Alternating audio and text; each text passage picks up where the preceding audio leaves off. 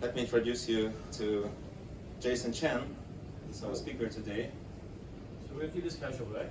Yeah, it's a very casual picture, casual Jason. Jason is from IBM. He got lots of different credentials. You can read on the screen. Generally speaking, he's a very good friend of mine, and he's leading IBM ISV. Did you know that IBM is very heavy on AI? It's actually a secret power that maybe not that loud as Google, Facebook, and Alibaba, but under the hood, they got lots of very good value proposition that is very relevant to, let's say, banks, insurance companies, those companies that's really sensitive on the crime. So last time they had IBM Watson. I think that was like the loudest thing that everybody heard about, and I think today it's a little bit like an insider conversation because IBM is still very soft about their AI mandate, and they only work with a very small number of selected companies with who they co-building this, but they're doing something, in my opinion, bigger and even more the future, like very differentiated from whatever cloud you have heard from. So this side you're very lucky because I don't know whether there's any other way to catch Jason, especially if you are not a founder of a company. I mean, you can see him on a conference, but if you're not the founder of a company, I'm not sure whether he will be spending that much time with you, and he's here now, sharing. Yeah, I've got questions for him, right? We'll keep it very casual. So,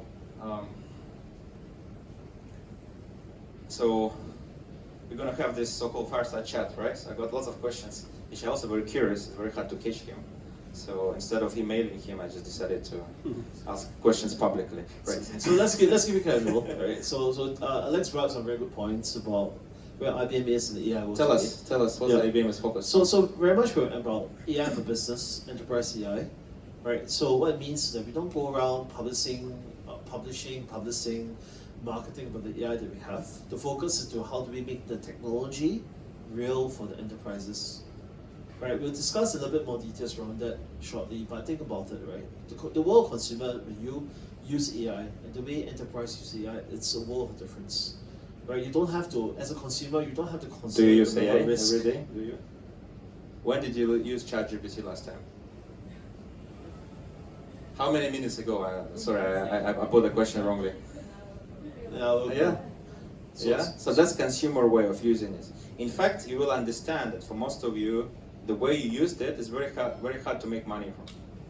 Like if I'm, OpenAI, it's a big thing, but does it really make money from, say, you using it? Yeah, maybe you get a paid subscription, but imagine how much cloud they spend actually to service you. So it's not just about making money, it's about what's the risk to you as a person, or risk to your business if you want to run AI. Right, so I will actually stop and consider, hey, is this AI risk-free? Right? Is my IP protected? So if you write yourself a poem today and you say, AI, please help me optimize it, make it better. Right, the poem you just wrote just went to a cloud and it's being used, right, by the rest of the world. Right, it's their poem now. So the poem that you wrote for your girlfriend or your boyfriend or your husband, right, it's no longer your intellectual property. Right, so things like that as a consumer you don't think about. But when it comes to the world, you're going to use exactly the same poem. Exactly. And all it takes is just the right prompt to actually get the essence of it out. Right, then if you say let's just reference that in the world of enterprise, you realize that hey, that becomes very important because there was a case in Samsung, right, where an engineer who just had his entire script lost to the world of cloud because he pressed enter on ChatGPT and say how do I optimize my code or what's wrong with my code. Right, and the code went in and he lost his entire intellectual property because of that. Right, so you can sense now the gravitas of it being different when it comes to enterprise AI and consumer AI. That's where we are seeing the biggest difference, right, when it comes to IBM versus the rest of the world. Right, Aleks, back to you. We talk about responsible AI. So what's responsible AI? I think we already started. Right. Yes. So what is responsible AI? So I think at the end of the day, right, when it comes to AI, right, technology being technology, right, it comes to the world of technology today has evolved so much so that you are now having technology represent you as an organization, you as a developer, right? In the past, technology was just a means to an end, right? Your brand is not defined by technology, right? Your brand was you as a person, the business that you do. But today, if you're doing a born in a cloud business, the technology is your brand, right? You can't escape it, right? So somehow or another, your branding is now related to the technology you use. AI is like technology today, the very essence, right? The very center of gravity of your business. Now we talk about ethical and responsible AI, right? There are certain guardrails that you need to take note of, right? Does it have hate words in it, right? Is it biased? Right? Has it gone through scrutiny whereby there's intellectual property protection, right? And you notice around the world, right, some of the trends that's happening, right? Singapore, you can see there's AI Verify, right? IMDA, which is our governing ministry, right, for technology, right, is looking at how do we put guardrails around what do we define as a responsible AI in Singapore. So they speak to IBM, they speak to other vendors, and they put a point of view across.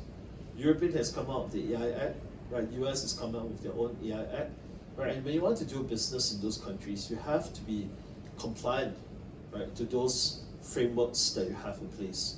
That's defined by not just one person, but a collective community. So when IBM does the AI, what we did was also we actually worked with our alliance partners in the industry to form our AI ethical board, right? And when we build on technology, it goes through the ethical board scrutiny. So Jason, but it's become so boring, you know. You go to all those models, they are producing such a fun stuff, they are very creative, and then you start putting them in the boundaries and further and further and further. Now it's very safe, extremely boring, pretty useless. No, but it's... Is that the case? Or? No, it's not the case, not at all. Okay. Right?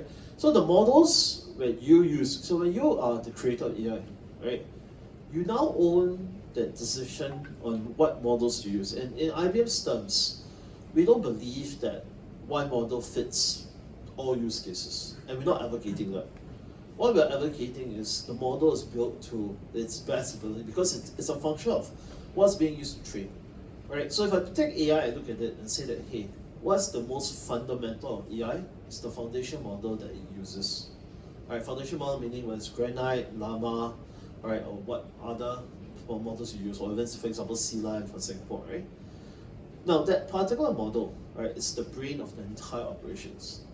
Right, so for IBM's role, what we have done, right, is we have created a model called Granite, whereby we actually put it through, right, our ethical board. So look at the ethics behind it. Is there racial slurs in there?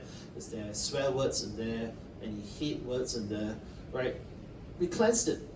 Right? It's gone through our legal team, go through our ethical board, so much so that when we come out with the model for you to use, right, that 3 billion parameter, right, a Granite model, you can be assured that when you use it in your technology, right, or use it in your business, number one, right, we as IBM will give you a black and white statement to say that we hereby indemnify you of any IP infringement. What that means is someone says that, hey, that's my IP, I'm suing you, you can just literally point the finger back at IBM and say, you're going to work with IBM on that. They have indemnified me. Nobody else in the market is giving you that today. We are that confident of giving you that black white statement. That is the secret weapon I was talking about. And that's the big difference, because what we've done is we've just mitigated your risk as a business. Right? Notice we don't do that in the consumer world. We do that in the business world, because imagine today, right? Behind these 4 walls, if your AI says that Malay is a pig, you're going to have a class action against you, and you as a business will not be able to manage that risk, no matter how much insurance you've bought. Right, so keeping it real, right, having the ability to pick the right AI model to support your business, right, is critical. So of course, as I said, right, there's no one model that fits all use cases, right? So you have to be, as the owners of the company, owners of the AI, developers of AI, you have to decide, right, what's the risk that I'm willing to take? Certain use cases, right, maybe a little bit more front end, you're handling kids, for example, right? And it's all maybe questions around poems. Oh, yeah, maybe that's important. That's important risk because I want to teach the right things.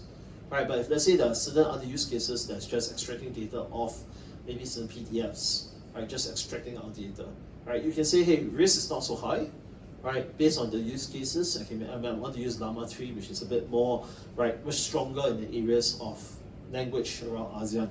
They use Llama 3. So the whole idea is to you as a business now have the ability, right, to determine the risk and find the right model to support the risk that you're looking for.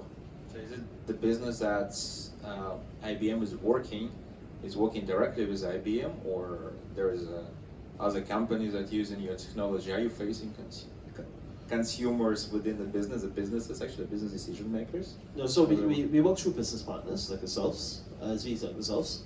So what IBM has done over the last 1.5 years. What is ISV? Independent software vendors. So people who build their own applications, right? So if you notice the world, everyone's talking about, oh, AI is just RG. It's not, right? There's just one use case of AI, right? Where's IBM AI today, right? SAP, ServiceNow, Adobe, Crunchbang, right? Soon to be my good friend here, right? The idea is, right, what we have done over the last 1.5 years is we're working with all these different solution providers in the market. Right, so if you've been in the industry, they're all working on different use cases. SAP supply chain, ServiceNow, IT service management, Adobe, right? Graphics, but a lot of text-based requirements, so a lot of chat involved in that, right? Or Q&A, right? Summarization, classification, RAG, the words are being used by all these different companies. But what's important to notice is the application of AI, right, to real-world problems through the industry problem statements that they are facing as a solution provider in the market. Right, so what we're doing, we're going under the covers of solution providers to solve those problem statements. So just a couple of real examples. I mean, I'm in marketing. I'm obviously interested. How do you did you guys have say marketing, advertising, ISVs, and of course, obviously, what's the biggest benefit for them deploying you? How do they work with the customers? How do they operate once they have actually put IBM as part of their tech stack? So AI would be the first in ASEAN. But in the US, what we did have an example of a AI use case whereby we help marketers build their marketing briefs, right, for their marketing briefs, right? So meaning that you as a marketeer, I need to brief my marketing director on the event. Who's in marketing here? Anyone in the marketing? Yeah, that one. He's one of the agency directors. Another good friend of mine, but yeah, anyone else? So you spend a lot of time, okay. your team, okay, they tend to prepare the briefs for you, whether it's an event, whether it's the idea, whether it's a concept they want to pitch, right? So what happens is that they spend a lot of time thinking about it, generating, writing it, right? They have to focus a lot on the English. If you're critical of grammar, they tend to focus on that, making sure that that's done, right? But what you're looking for is the essence of it, right?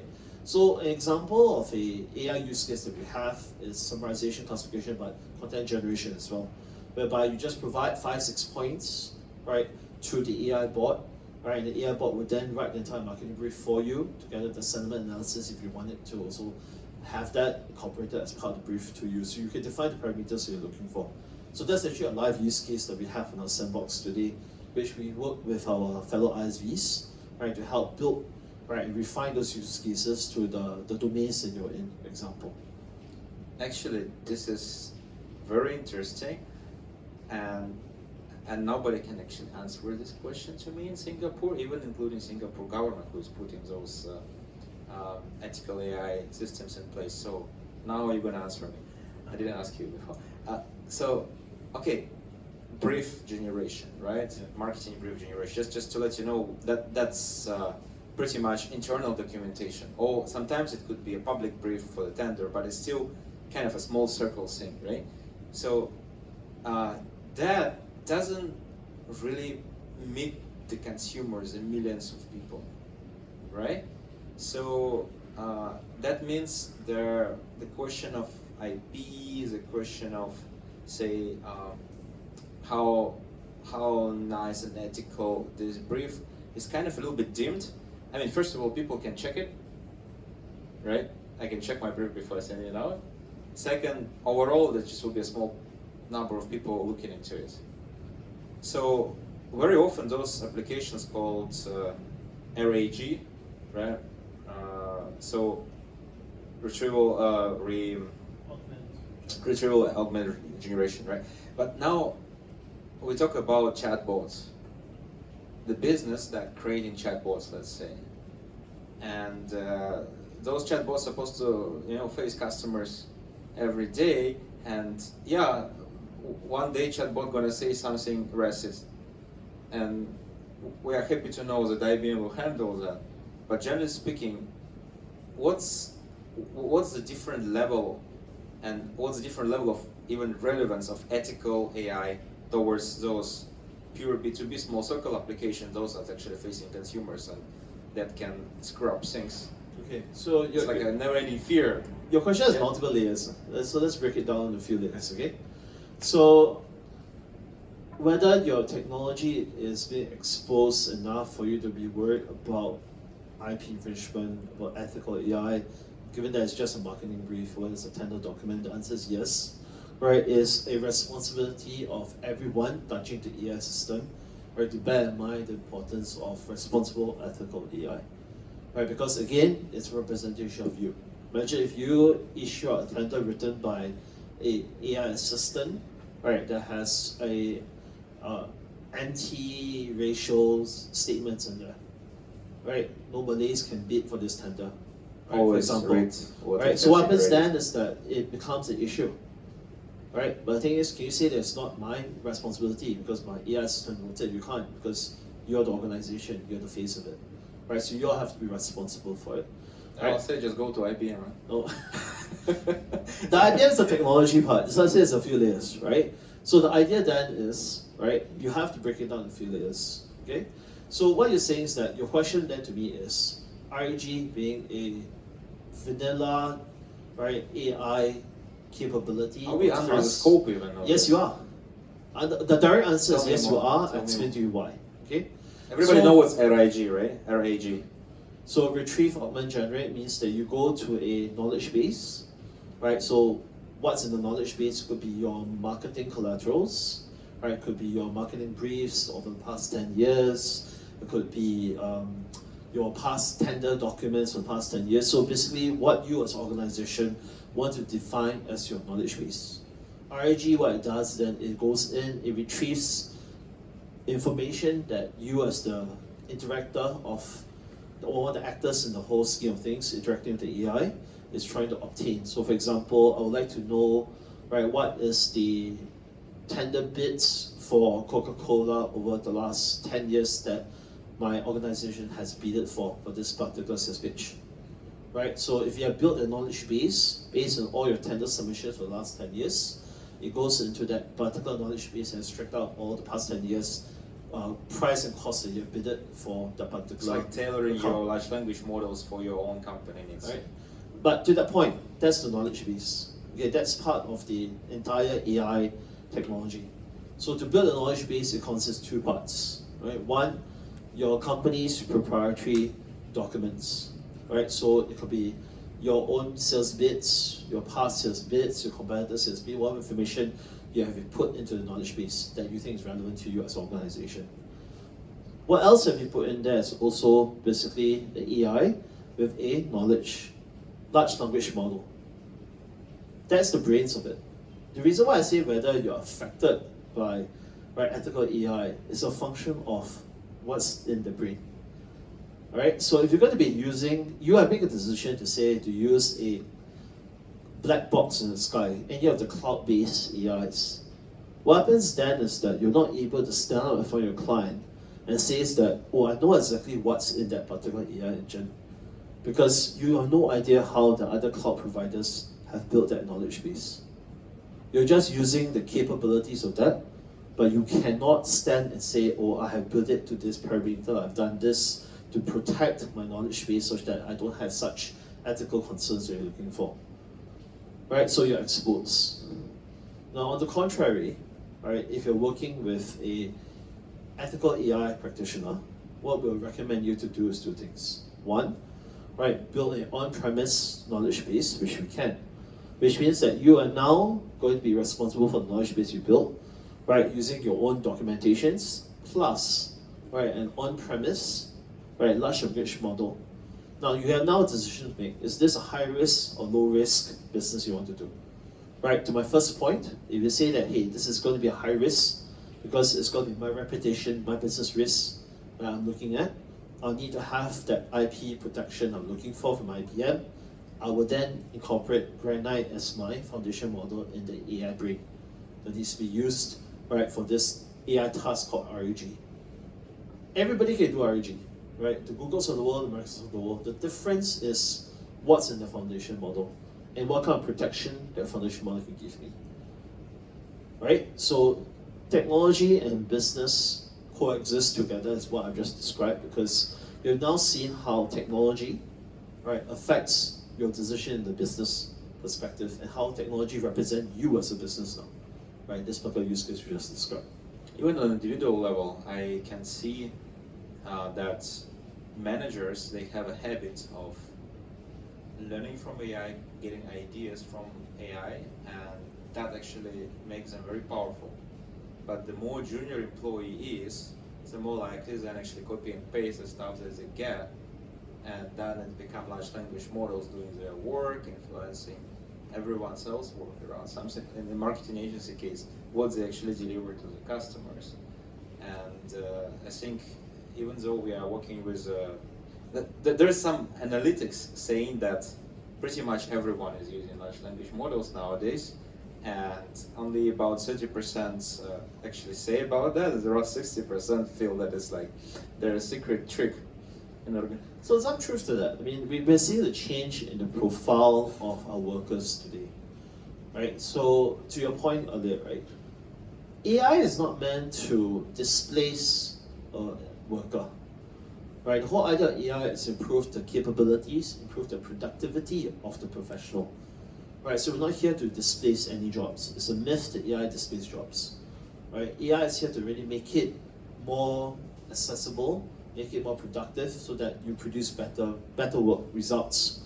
Now, to the point about, hey, everyone's using AI, we can't escape it, right?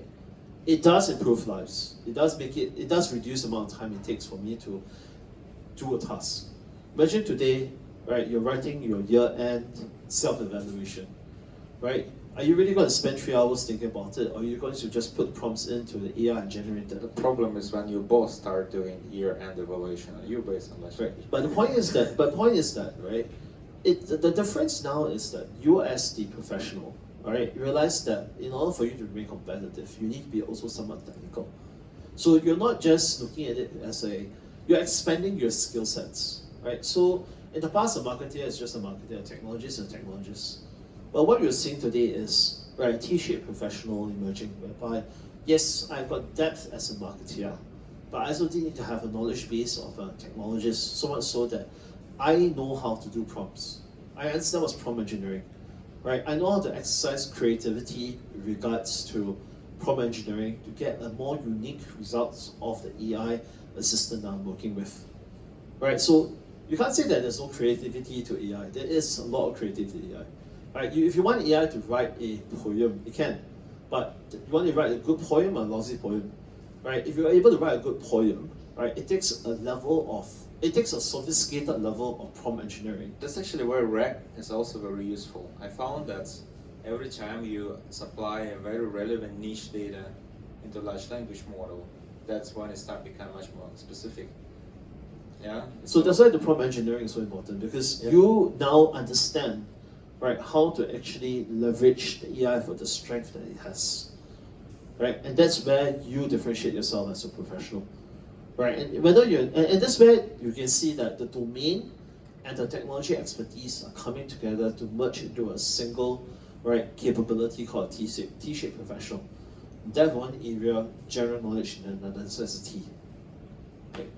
So what are the other trends? You particularly wanted to talk about responsible AI because it's in DNA of IBM, right? So what are the trends? Where is it moving? Is it everybody getting aware of, or you guys are leading it? How does the world looks like for responsible AI particularly? So the world of AI has caught us off guard, meaning that no one expected it so real. When it first came out, and this is a phenomenon that took place a year ago, right? So what the industry is doing today is everyone's in a stage of experimentation. Everyone like, oh, this actually works. Oh, you mean I can do this? Oh, I didn't know that I can do that. right? So everybody has this moment of euphemism today, like, oh, I didn't know I could do this, right? So everybody today, right, in the industry are going through experiments, right? So they're doing not massive, big scale projects because they're not sure what's the impact, how to control technology. So if you're going to your CIOs today, or your IT managers, they're going to be coming out with all sorts of excuses and say, don't run this, right, big AI project, because number one, there's a lot of fear, right? It comes to new technology. They don't understand how much to control it. Because they don't understand how to control it, right, they're afraid to try new stuff, right? But you can't escape it. So what a lot of our clients are doing is they're running very small AI POCs and use cases, right, to really understand the technology, right? Where are the guardrails? How far can I push this piece of technology, right? Now, when it comes to guardrails, what IBM has done is we came out with a toolkit called IBM Watson X Governance that allows our clients, right, to really say, hey, I want to be able to comply to this European Act. How do I do so? Right? How do I show my stakeholders that I've actually complied with the Act? So if you go to my cloud providers, right, you can't show it. But if you do with us, what happens? It's a real problem. Yes. Yes. It's a huge problem. Actually, they don't give you anything to show that they're compliant. It was like a very big cloud. So I today, personally face that. correct. With the Watson X governance, you can actually print out a report that you can just submit to the stakeholders and say, this is how I've complied, this is how my bias looks like, how my drift actually looks like, and you're actually complying. Out of the box, it complies with EU AI Act. Now, why is that so important? If today you are a business owner, right? So if you goes up to this customer today, and say that I'm going to now, basically, I've built my AI solution, I've sold it, we have agreed on price, I'm now going to transfer my solution ownership to you, right? Before he does that, he needs to be able to show his stakeholder, which is the customer, that this is the level of governance I've incorporated into your AI, right, solution.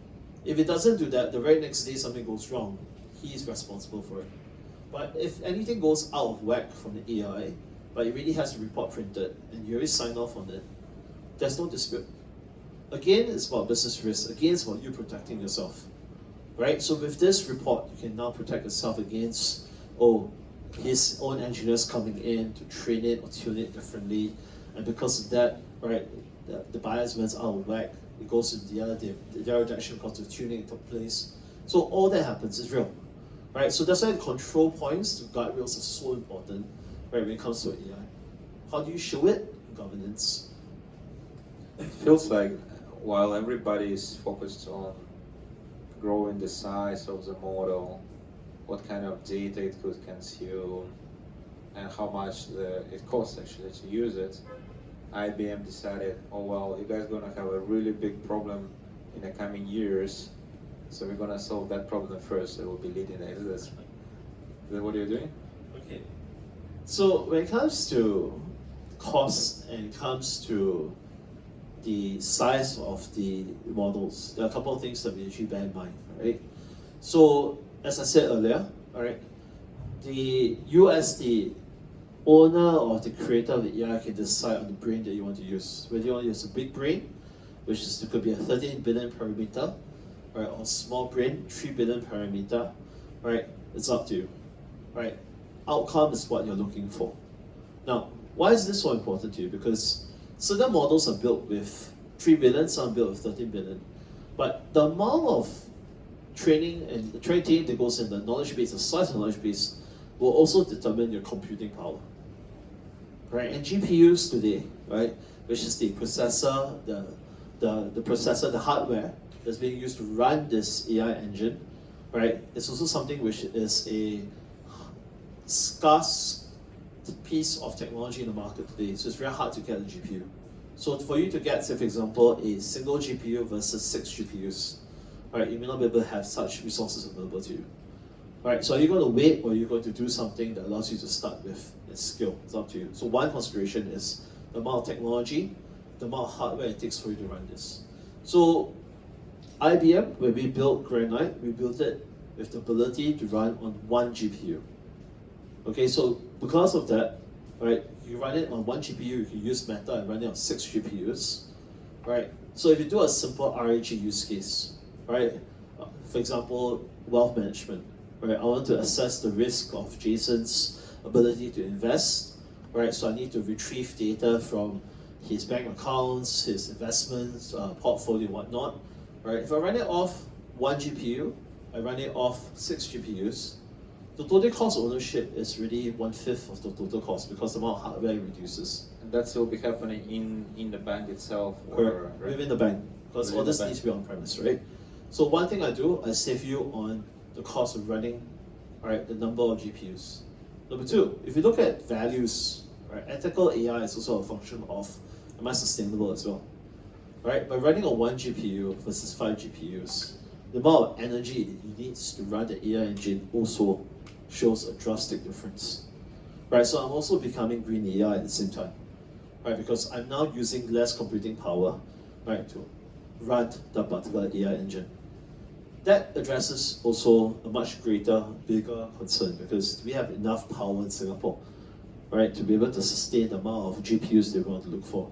So it's a prevailing problem in Singapore that, hey, we do have a limited power grid, and because there's a limited power grid, we'll not be able to run, right, too many GPUs. So a lot of data centers today have very big concerns around that, right? So hey, it's going to be expensive for you because they're going to charge you because of the scarcity now, right? Costs will actually then escalate, right? So all this are consideration for you when you want to look into how do I build the right AI engine, right? Which consists of your models, your technology, your platform, your domain expertise, right? For your clients or for your stakeholders. Now what's going to be happening next in IBM and overall in the world?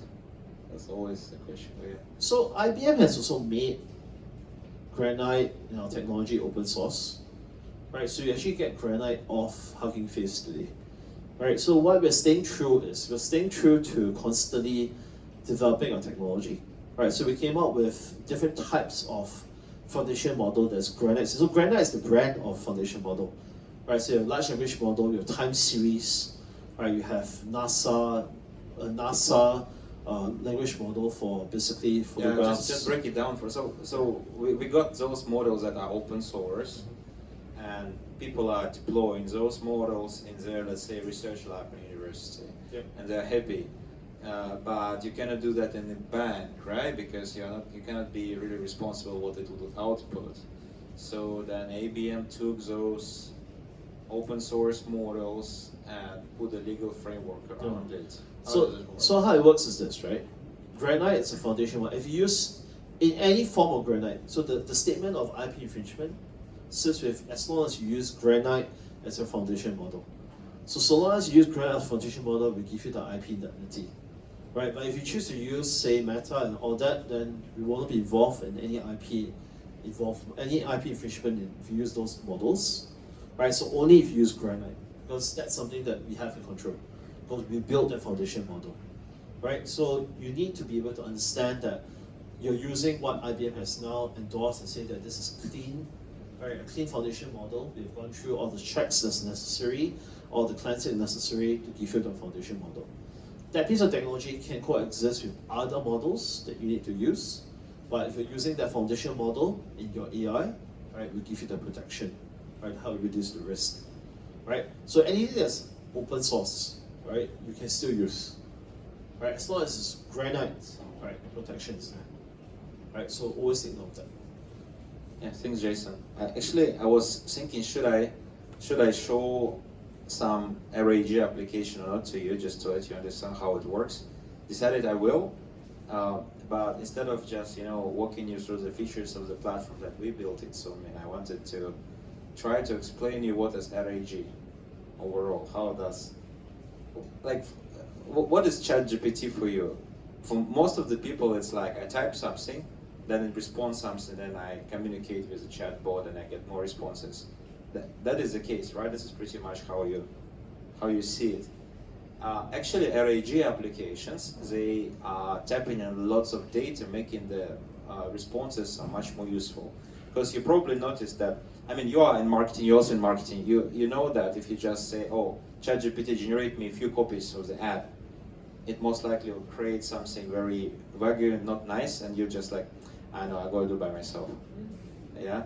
And then if your junior employee will come to you with a bunch of those ChatGPT generated things, then you will like, okay, I know that where it comes from, and then probably you have to get a sleepless night of doing it by yourself again.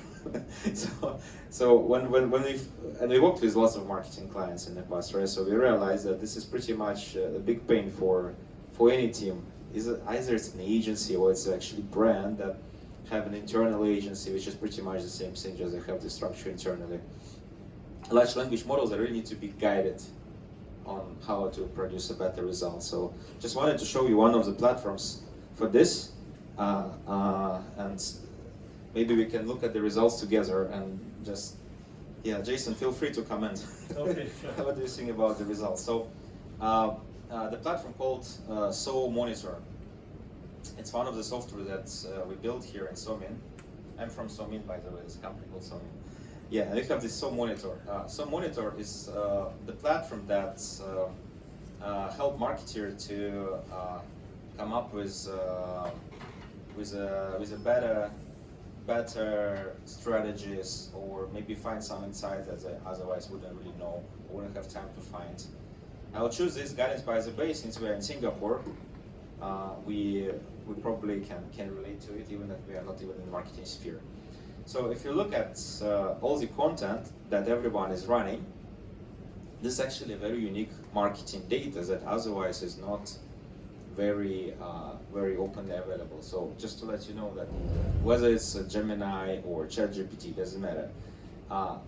These models are trained based on lots of public data in the internet. So when it comes to something very specific like Jason's bank statements or even marketing campaigns everybody is running, those things are coming up on the internet and disappear. And that data is not really available. That's why the results of the marketing campaigns that you try to generate in ChatGPT or any other LLM is not that unique. You most likely wouldn't use it if you're a marketing professional. So I think the first step is really to get all this data collected. So what we do here is we are analyzing all the marketing campaigns run by, who is here? Yeah, Guidance by the Bay, Jewel, Mandai, Resorts World, Universal Studios. You can do it from any channel. You can do Google, Facebook, you can do the ads, you can do organic content, the stuff that you're just posting. Just collect all this data.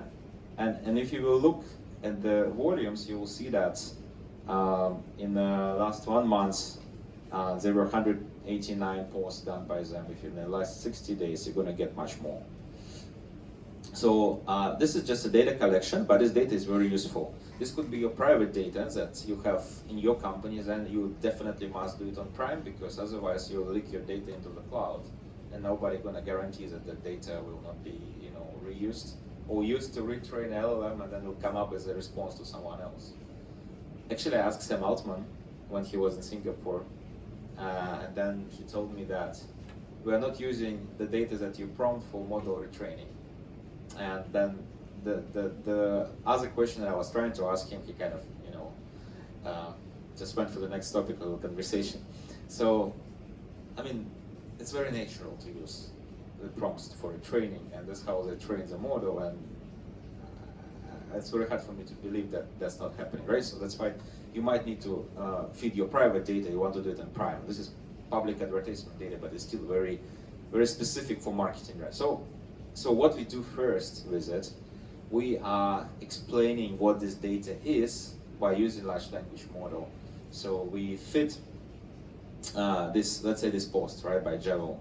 We love seeing drawings gel through your eyes, share with us the best moments. And so we fit this model into some AI models that we develop to predict, for example, what's the most important part of this image what's the most important for the viewer of this image. So this red parts of it, it's not large language model, but a small machine learning model looking into the content and trying to understand where people actually will be looking at when consuming this content. And it does then try to predict their, let's say, potential engagement rate of this image, how likely people will actually like this content, engage with it, and all this. Then we ask large language models and say, okay, so tell us, what is the content type? Is it community engagement? Is it just user-generated content? What is it for? What's the topic of this content? Here is about sharing best moments in Jewel Chen game. what is the streamer, what kind of audiences this content might be addressing. For example, it's artists, adventure seekers. And a great thing about large language models, you can actually train it to predict any kind of thing. You can have your own categorization, and if you have it clearly defined, feel free to fit it into LLM and it will be categorized for you much better way.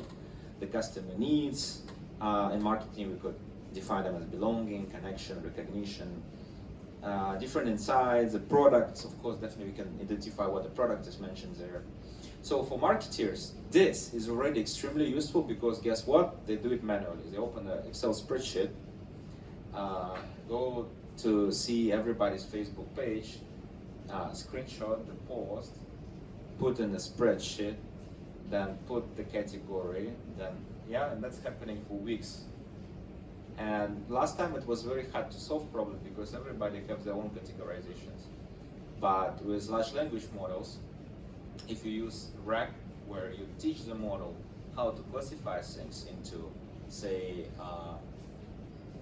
for example, the customer needs, it could be belonging, connection, recognition, and what it actually means, then a large language model can break it down this content into much more useful for marketeer terms. And when you have this for one post, maybe it's not that useful, but when you have it for 357 posts that were just released, and then you know it all in one place, knowing that, okay, the audiences that we're talking were adventure seekers, travelers, nature lovers, families, and the customer needs that they were addressing were, for example, connection, belonging, security, recognition. Then it becomes much easier for you to understand the whole landscape, actually, what all these travel brands in Singapore are talking about and who they're talking to.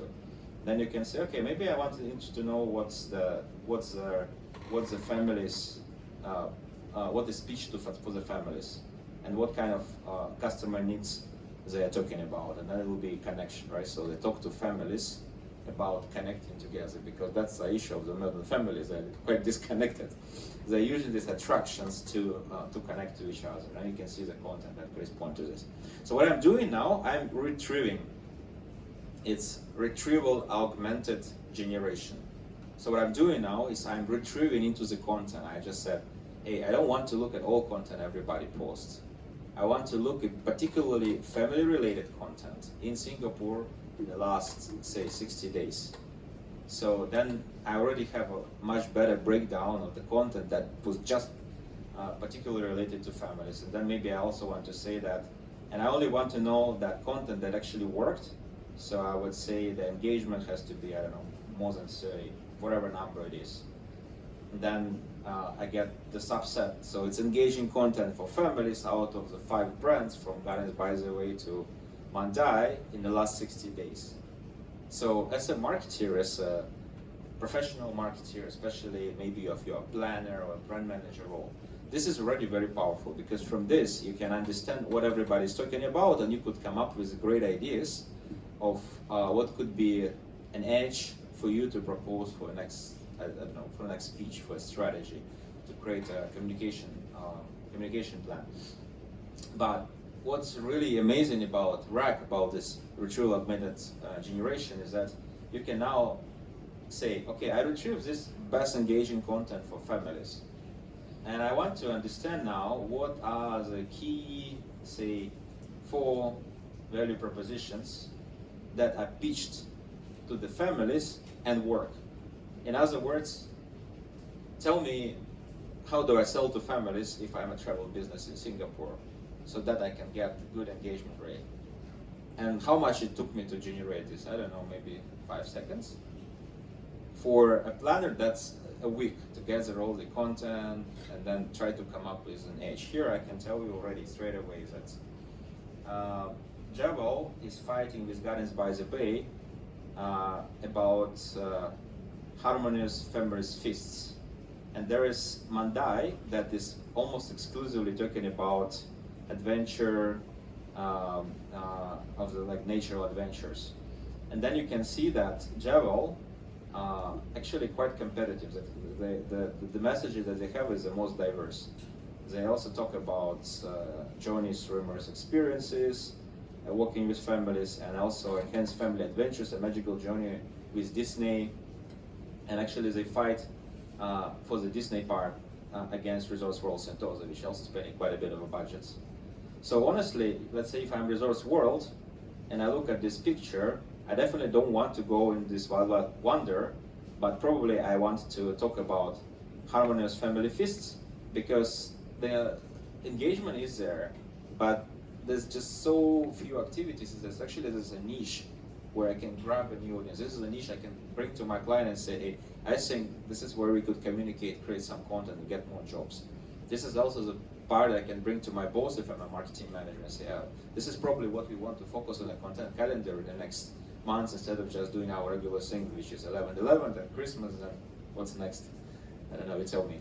So, and then it's not just generation, right? It's a very specific family-related engagement content proposition of what you want to focus on. So yeah, we pick up this first one. This is the content, and this is the explanation of this value proposition. Proposition revolves around creating memorable, enjoyable dining experiences for families with a focus on affordability, inclusivity, and connection with nature and the community. So now, instead of going to ChatGPT and saying, or any other LLM, we actually, both IBM and Somin, we are not LLM biased. We don't have a preferred one, right? We are, pushing for the right use of AI. So instead of just saying, generate 5 engaging posts for gardens by the bay, Facebook timeline.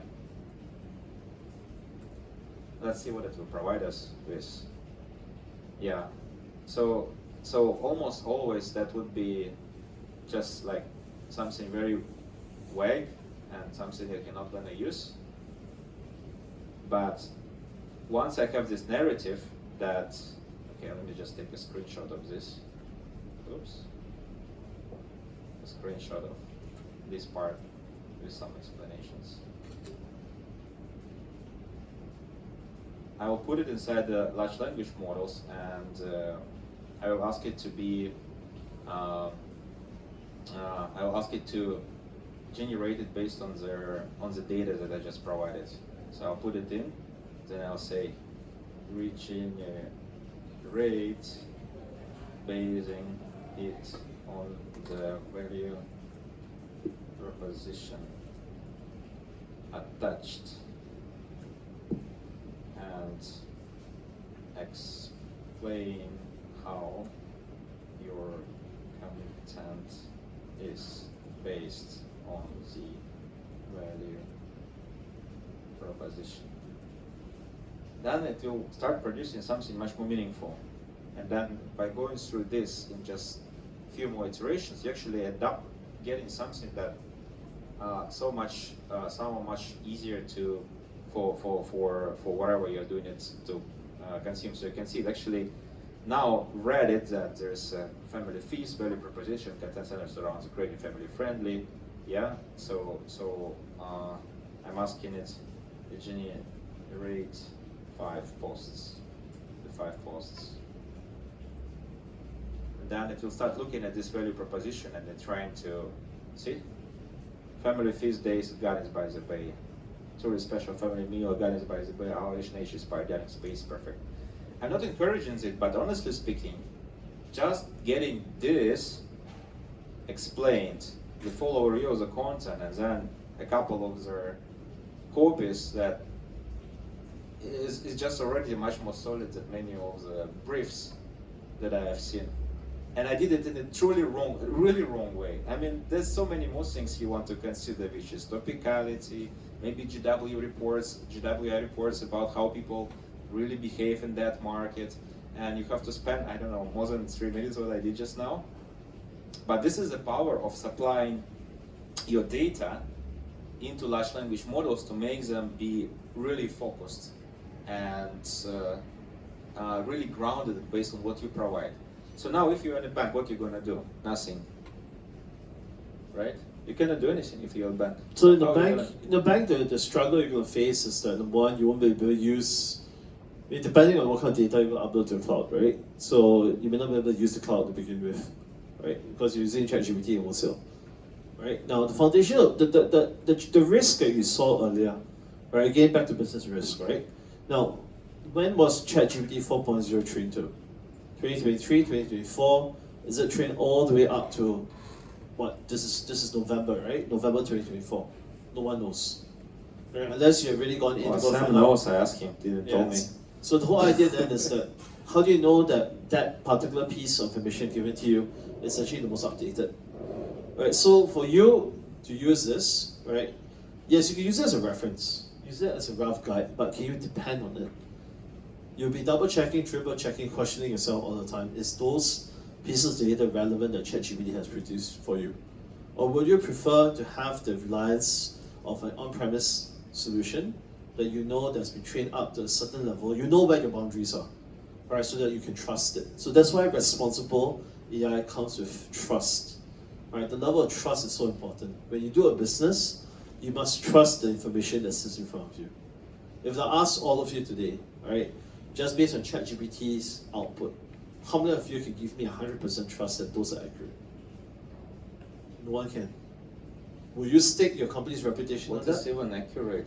It's very hard to. I don't even know what is called accurate, to be honest. Right. That's why it's so hard to evaluate. So that's why the word of accuracy today is a function of control, right? So you need to know exactly what has gone into that knowledge base that's being trained. So if you want to have the ability to quickly and rapidly generate briefs, build your own knowledge base. Right? Know exactly what has gone in, whether it's your company's policy in terms of what kind of documents has gone in, right? Based on your creatives, what has gone in, so that you can historically generate data from that. That's something that you know is accurate because that's your data, right? Can you trust your own data? You can. That's what your business is built on for the last 10 years. All right. So the whole idea is how do I then build a trusted, responsible AI assistant that allows me to do businesses for the enterprise? That's key. I think a summary of it is very simple. It's already pretty clear that large language models are very good in summarizing everything into something that means nothing. I just generated something I don't understand anyway. Something like LLM would do. And if you want to make it meaningful, you need to use the data. And to use the data, especially in a business environment, you need to take care of the ethics part of it. You need to do it responsibly, and most of the times in the big, serious businesses, you have to do it in such a way that data is not jeopardized. And then the only way to do it is on premise. And there is no much solutions out there that actually allow you to do so. So we have a lot of hype, everybody running queries, everybody putting on their LinkedIn, oh, you see what AI can generate, wow. Where is money? Tell me, where is money in there? Well, definitely in the cloud that sells it. Definitely in NVIDIA, getting very, very good revenues because they sell the GPUs to produce this. But where is the actual applications that are really useful? It's still a question mark to me, and I think that's why when I met Jason first time, I get so excited because finally the puzzle gets connected. But you guys are not very public about it yet. No, we're not. So it's only to our business partners that actually truly know that the application of the AI we've done is actually through all the ISVs that are working So with. don't tell anyone. So the privilege of having us share this experience with you is the privilege of knowledge and information, right? So at least now you know that where we're applying the AI. You know what will be next thing in Gen AI and all these things. Don't follow the trends. Those things on the surface are usually those things not really the future. Those things that are happening. So under the hood. look at it as a beacon, but you need to make your own discretion how much reliance you need to put on it. I would say that technology is for everyone, all right? But at the end of the day, you decide how it's applied to yourself, right? So you own the power of your own AI. And you also own 2 pizzas behind, so we can Oh, awesome. continue chatting on this there on the table. Any questions? All right. Yes. Cost. So can you give us a range of, if you can give us a range of magnitude of cost for a model for, I don't know how you want to measure in number of documents or gigabytes, terabytes, or anything you want to So use? from an IBM perspective, right, we work with our business partners who will give you a function of how the cost of the solution will run. Right, so I won't give you a cost on my end because at the end of the day, you're not consuming the AI directly from me. You're consuming the AI together with his use case. So I'll leave the cost statement to Or him. somebody else's use case, right? So IBM have lots of ISVs. ISVs are those companies who put IBM tech under the hood to provide their services. Some of them are doing their document processing. One is our neighbor called Six Estates. I'm not sure whether an IBM or not there, but they're one of the companies in that field, right? Then in our case, some monitor is using it for marketing purposes to help you to. Pretty much similar to the US case, actually, Yes. right? I think Very much the case. that's why you guys invited us in Asia. Now I understand. So to your point, right? We do have user license, right? We do have technology licenses, right? So it's very functional of are you a customer, are you a solution provider? That we can discuss in more details. Any other questions? Yes.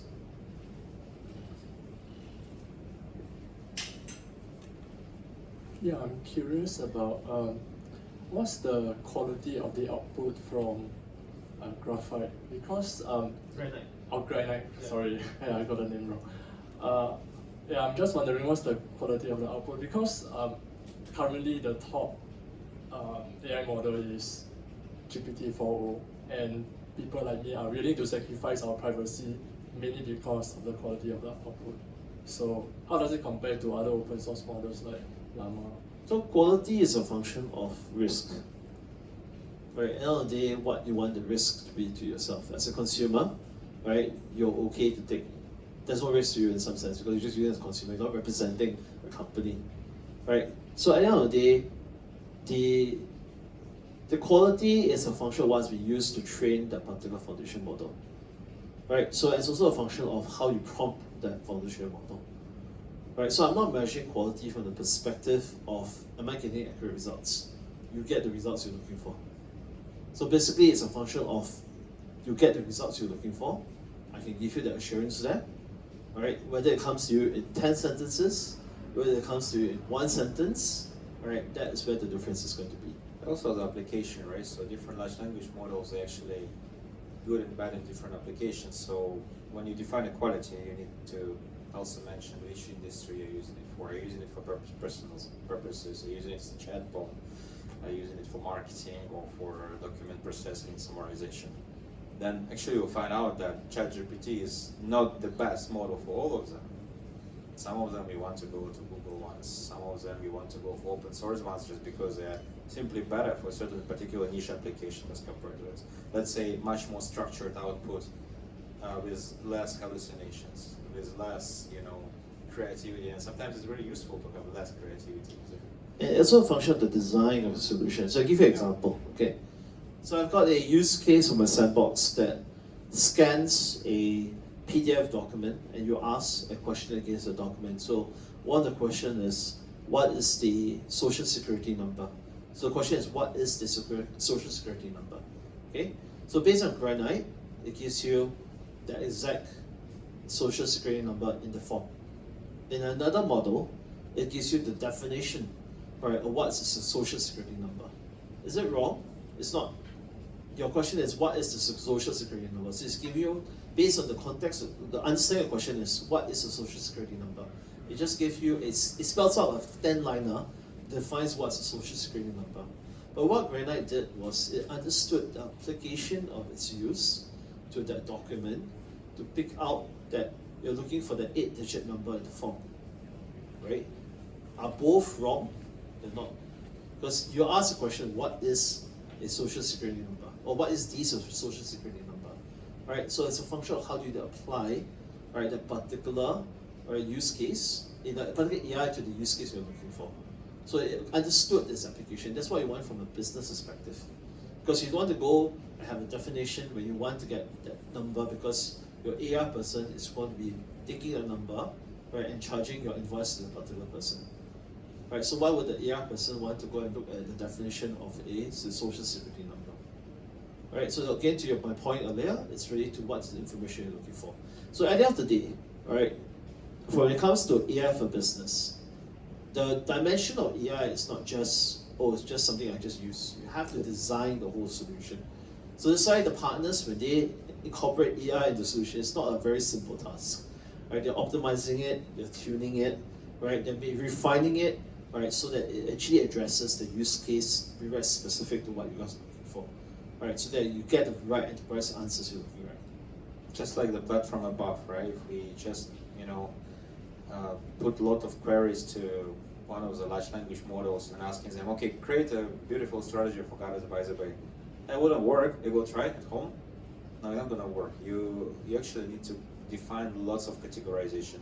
In our case, we also needed to have our own machine learning that we run and train our own data that actually supplies the hints to large language models so that it doesn't turn in the wrong direction in case when you need to.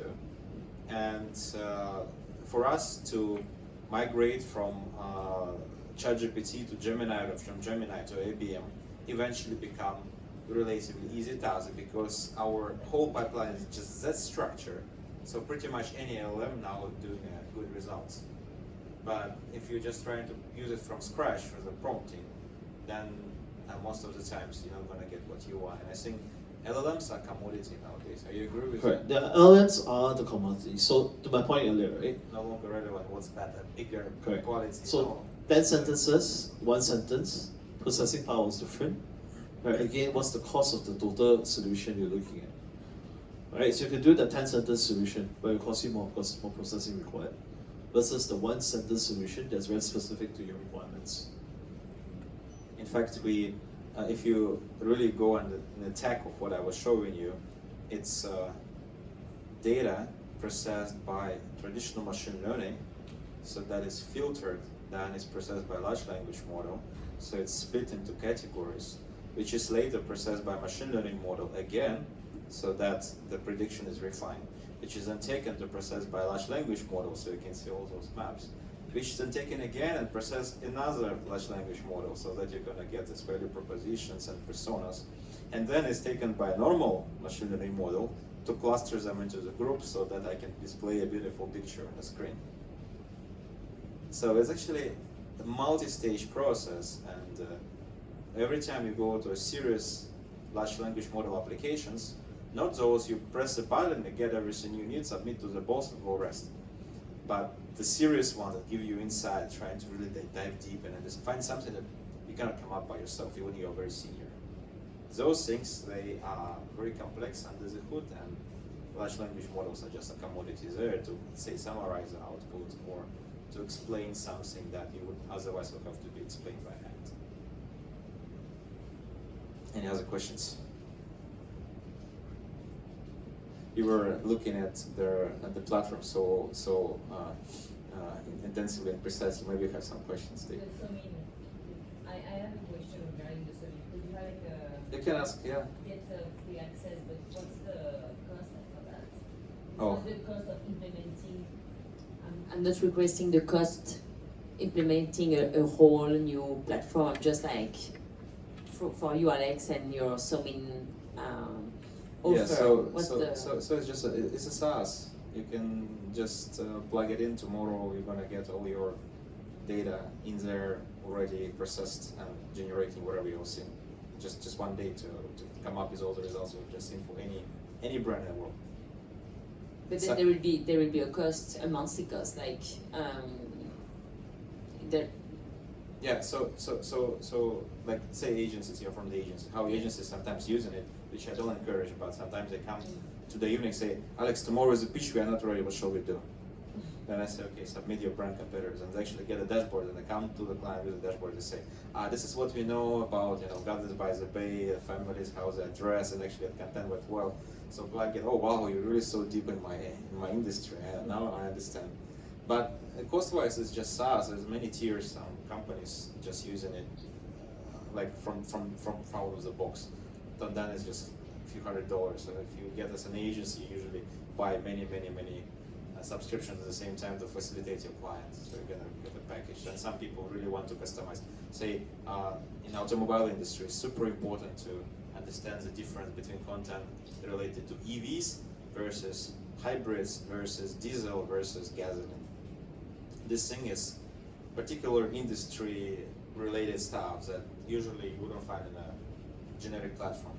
So if you want to split in that category, then you have to customize for you a little bit, fine-tune training for you, and a little bit enterprise tier. So it's as any SaaS.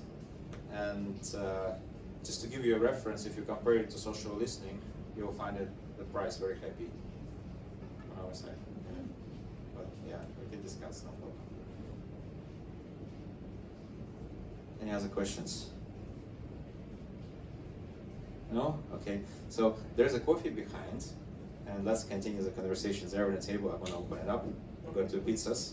Awesome. And actually, every time we have this Marketing Mondays, we got really great speakers like Jason, we got pizza, and actually what I really like that people really stay and discuss. It's actually a community for you as well. We never sell anything.